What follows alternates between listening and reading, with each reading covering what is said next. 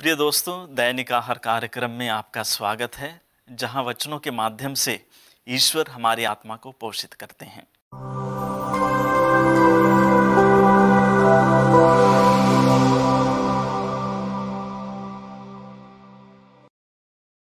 आज के सुसमाचार में, जो मत्ती के सुसमाचार अध्याय 5 पद संख्याएं 20 से 26 तक लिया गया है, इसमें प्रभु यीशु एक महत्वपूर्ण संदेश दे रहे हैं। वे कहते हैं, यदि तुम्हारी धार्मिकता शास्त्रियों और फरीसियों की धार्मिकता से गहरी नहीं हुई तो तुम स्वर्ग राज्य में प्रवेश नहीं करोगे। यीशु का वचन काफी कठोर लगता है। वे कहते हैं, स्वर्ग राज्य के भागीदार बनने के लिए हमें शास्त्रियों और फरीसियों से बेहतर बनना पड़ेगा। शास्त्रियों और फरीसियों की धार्मिकता क्या थी?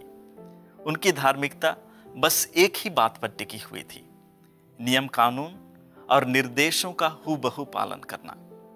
जितने भी नियम हैं उनका पालन करने के अलावा या उससे बड़ी धार्मिकता किसी चीज को वे नहीं मानते थे। नियम कानून का पालन तो वे करते थे, लेकिन उनके हृदय में दया, करुणा और प्रेम के भाव जरा भी नहीं थे। उनके बारे में नबी ईसाइया के ग्रंथ अध्याय 29 पद संख्या 13 में प्रभु कहते हैं, ये लोग केवल शब्दों द्वारा मेरे पास आते हैं, इनके होंठ मेरी महिमा करते हैं, किंतु इनका हृदय मुझसे दूर है। ये दूसरों के आदेश से मुझ पर श्रद्धा रखते हैं, इनकी भक्ति रटाई हुई शिक्षा है। प्रभु को इस तरह की धार्मिकता पर कोई नाज नहीं है, क्योंकि इसमें मात्र शोर है और कोई साज नहीं है। इसलिए प्रभु कहते हैं, हमारी धार्मिकता शास्त्रियों और फरीसियों की धार्मिकता से गहरी होनी चाहिए। हमारी आध्यात्मिकता नियम और कानून को पूरा करने मात्र में निहित नहीं होना चाहिए, बल्कि हृदय से उत्पन्न दया, करुणा और प्रेम सहित होना चाहिए। ईश्वर केवल हमारी बाहरी धार्मिकता पर कोई दिलचस्पी नहीं लेते, लेकिन हमारी आंतरिक दृष्टिकोण, हमारे व्यवहार, हमारी सच्ची सोच पर वे ज्यादा रुचि लेते हैं।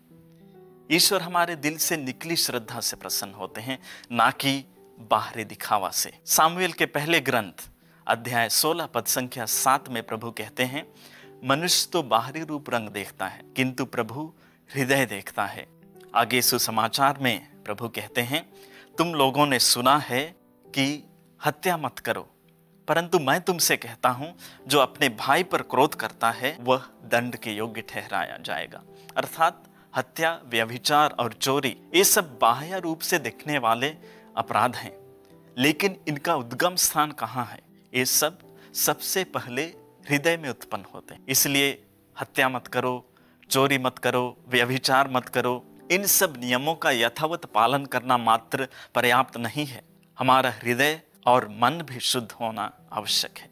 प्रिय दोस्तों, इस 40 काल में हम उपवास, प्रार्थना और दान की परंपरा पर विशेष ध्यान देते हैं, लेकिन क्या हम उपवास, प्रार्थना और दान नियम के पालन मात्र के लिए करते हैं? कहीं ऐसा तो नहीं कि उपवास तो हम करते हैं, लेकिन दूसरों को उनका हक नहीं देते। प्रार्थना तो हम करते हैं, लेकिन दूसरों के पतन के लिए। दान तो हम देते हैं, पर दूसरों को लूटते भी हैं।